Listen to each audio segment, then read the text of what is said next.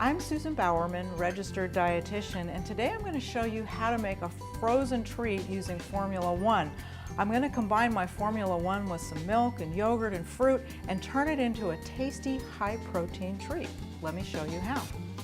I'm going to start like I always do with some milk or some soy milk, but this time I'm only going to use about half as much. So I'm going to put in about a half a cup, about 120 milliliters of milk.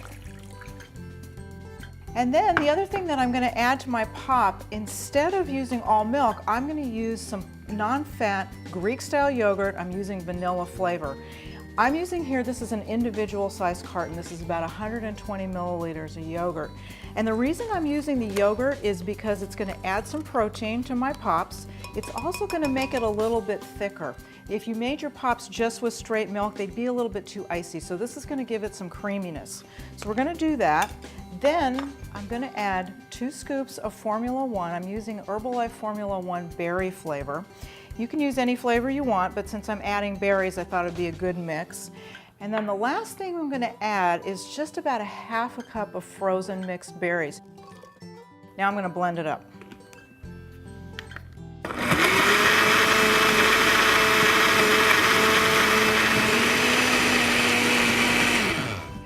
Okay, so we're all blended up, and one of the things I want you to notice is how thick this is. It's a lot thicker than your usual shake because I used half milk and half yogurt. It's going to make a great pop. So now what I'm going to do is I'm going to pour these into 4 icy pop molds. The ones that I have hold about 1/3 of a cup. It's about 80 milliliters, and each one of these is going to be a snack. So I'm going to go ahead and pour. I'm probably going to make a mess, but that's okay. That's part of the fun of cooking. So very carefully pouring these into my molds. It's so pretty from the wild berry Formula One and then the extra berries that I added. And I should have just enough, hopefully, to fill up my popsicle molds or my lolly molds. Oh, that's perfect. Okay, that's great.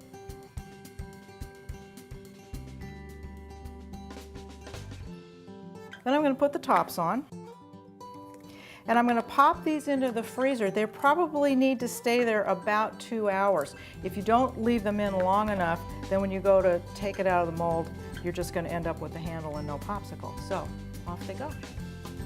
Well, here they are. They've been in the freezer for about 2 hours, and let's see how they turned out. Look at that. So each one of these pops has about 75 calories, but it has 7 grams of protein. So it's not easy to get a tasty treat that's going to give you that much protein for so few calories.